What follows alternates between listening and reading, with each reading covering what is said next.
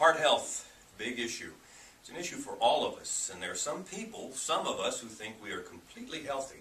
Our heart's in good shape, we work out, we eat right, we do all the things we're supposed to do, we even get the doctors to check the things we think they are supposed to check. But sometimes there can be issues. I'm Alpha Trevette, and I'm here in Dr. Gaskell's office with Lisa Passon.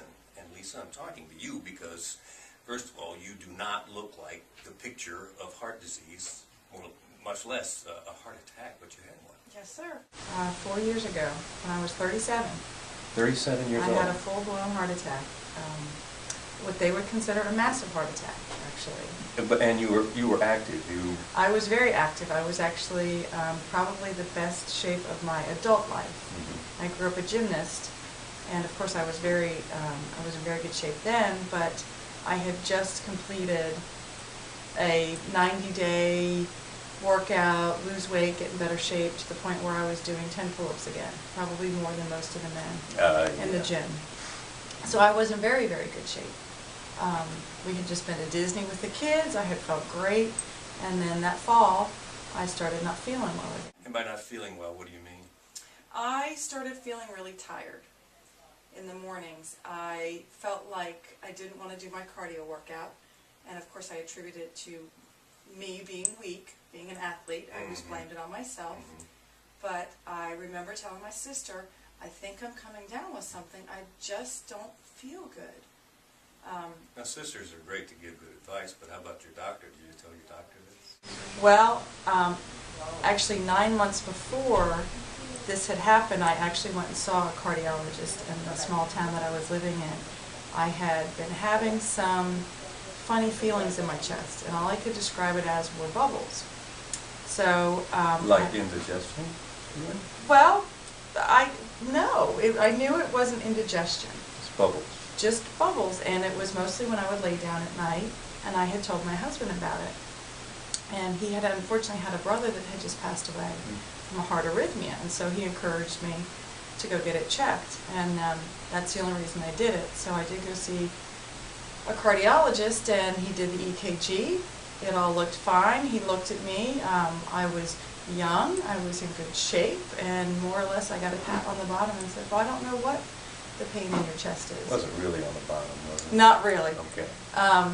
But, you know, the sort of metaphorical, yes, that was what I got from what I would consider someone that should be more of an expert. Like I girl, go on, go get them. I left with no information about if this continues, what you should do, if you run and you stop and it feels better, if that's a indicator. I left with no information, which was very disappointing, because then of course 9 months later I had a heart attack and I lost part of my heart function. Part of my heart doesn't beat, and that didn't have to happen. When the heart attack was happening, what did you feel? I did not feel the traditional male symptoms, and that's something that we all need to talk about, because women don't have those traditional symptoms. I had pain in my collarbones, and I never would have ever attributed it to my heart. I had lifted weights on a Wednesday morning, and that afternoon it came on all of a sudden. I felt this pain when I was playing with my 2-year-old, and all of a sudden I thought, well, I think I need some Tylenol or some Motrin. I took some Motrin, and the pain went away. So I was okay with that. In the back of my mind, I was still thinking, that didn't seem quite right. I kept thinking, that's not muscular. I'm an athlete. But I had things to do. I was a mother. I had a child to pick up. I had dinner to make. I had things to do. So I went to bed that night. Luckily, God woke me up the next morning. And when I was taking the Motrin, the pain did not go away anymore. Of course, that didn't stop a mother. I was still having the pain, and I remember I was in the car doing this, thinking, what is that? What is that? Still took the kids to school, Amish market, grocery store, bank, post office. I actually tried to work out that night. I thought, if I go stretch, it'll feel better. And it felt good to stretch. I tried to get on the elliptical? Well, I did the elliptical second. I actually first got on the treadmill. Oh, wow. I liked the elliptical, but I wasn't in the mood. Like I said, I was not really wanting to do my cardio, so I thought, I'll just walk. But for 5 minutes and 36 seconds, I tried everything to get my arms comfortable, and I couldn't. So smart me, I got on the elliptical thinking, well, that's what I normally do. It'll feel better. And I could only do that for a minute. But I still left there not thinking, this is my heart. I had no children with me. My husband had them. So what do? We go do other things because that's what we do when we're so I ended up going to the fabric store and the craft store, and I came home and watched some TV, and as I recall, I was laying on the couch with my left arm over my head. And I don't usually watch television, but I was doing that and didn't think about it, went upstairs and finished watching a football game with my husband. That was over at about 11:30, and I went to go lay down. Now, I hadn't told my husband for the last day and a half that this had been happening, but I could not get settled. I had some sort of adrenaline, and I would lay down and it hurt too badly.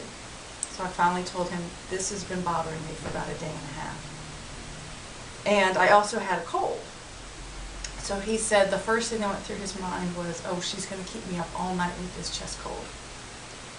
But then he said the next thing he decided was, no, I need to pray for her.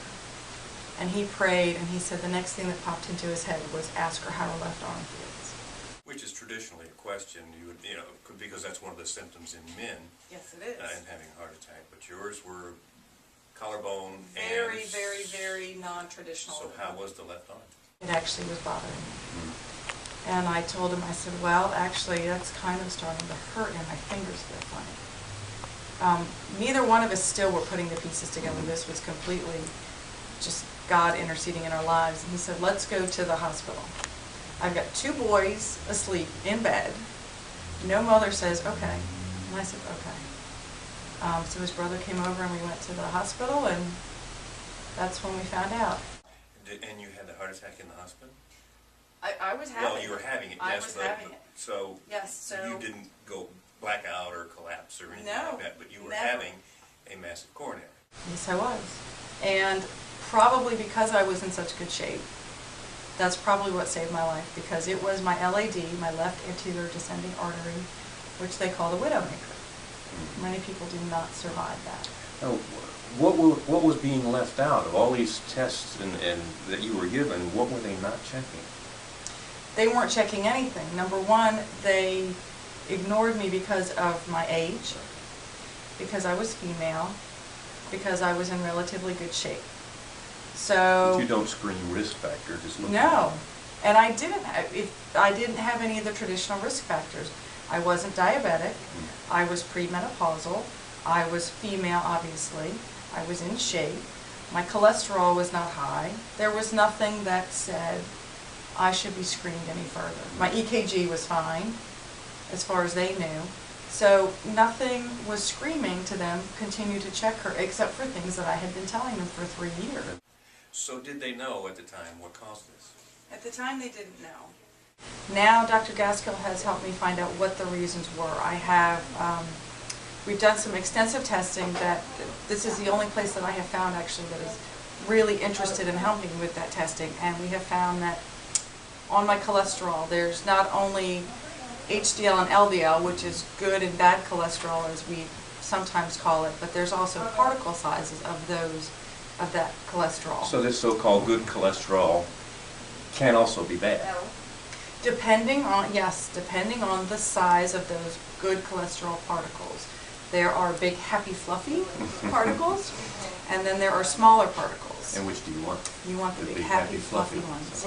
I happen to not have big, happy, fluffy ones on my LDL or my HDL. Okay. So those are 2 red flags that came up right away that says we need to work on this and try to adjust that.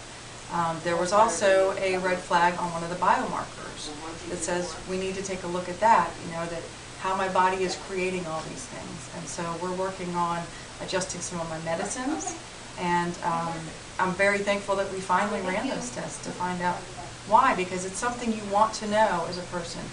Why is it happening? Why is it happening? Because if you don't know why, how can you prevent it again? So then I have all the anxiety of, well, when's it going to happen again? When's it going to happen again? Right. I mean, sometimes no information is better than incorrect information. When you think you're very healthy. Certainly. Yeah. So you had those 2 tests, or those two markers. or risk factors. Was there another? Was there a third, or was it just those two? Well, it was the HDL Right. and the LDL particle sizes. Those were two, and then the biomarker. So I've got 3 areas of concern. There was good news out of it. In addition to some of those tests, we found out that some of the genetic markers were not there, which is also good to know going forward for my children, so that they can know what do they need to be looking for in the future. The more information I have, I can pass it on to them so they can be healthy. So if there were a single message then that you want everyone to know, what would it be? I don't know if there's one single message I can give because it's a complicated disease. Number one, it's one that in many, many instances is preventable. The traditional risk factors are there that people do need to pay attention to, which is cholesterol, which is weight. Those are the obvious, and we can take care of that. Those are obvious. We need to get off our rear ends and work out. We need to stop eating what we eat. But the real message from me is there are many people that have non-traditional risk factors. And we need doctors to listen to what we're saying, because I was saying something is not right. We know our bodies, and when we're trying to tell a doctor... And these were cardiac specialists, so I you had, were ignoring yes, your... Yes. Which is a little deflating. So Dr. Gaskill, she has this passion about this, and I will tell you, the first time I saw her, I didn't come in here for any of that. I came in here because I got hit on the head with a baseball at my son's baseball game. And I was continuing to have headaches, and so I knew I needed to just get it checked out. So we checked it, but then, you know, that night she was so concerned that she called and she said, what if it's not related? What if you're not feeling good because it's your heart? That's how concerned she is about her patients and about this disease in people. She knew my history. She called and she said, let's just double check. And that's when I knew I had the right doctor. Dr. Leslie Gaskin, I know from talking with some folks who are in business that she's among probably about 5% of the doctors in the state of Georgia who go the extra mile and do the extra checking for those things that you talked about to alert someone who is otherwise healthy that there may be some serious problems with their heart. She's extremely proactive, and I know that some of the tests that are run on her patients, for example, what's called the CIMT, and that's when you check the carotid artery. It's a good indicator for how your heart arteries may be functioning as well. And so she gets a baseline on that, and then every year she can track how that's going to know if you're getting an increased risk, and then the adjustments can be made in your lifestyle and your medicine. And so if we all have that baseline, every year we know that. So it's not only just the cholesterol tests or the the biomarker tests, but it's some of the ultrasounds that you can do, some of these preventative tests that we can see what's really going on inside of your body. And these are just indicators. Nothing is for sure, but certainly it's a better way to track somebody than just guessing. Those things are essential, but there could be more. So if you need more information or have questions regarding your heart health, then Dr. Gaskill is an excellent place to start.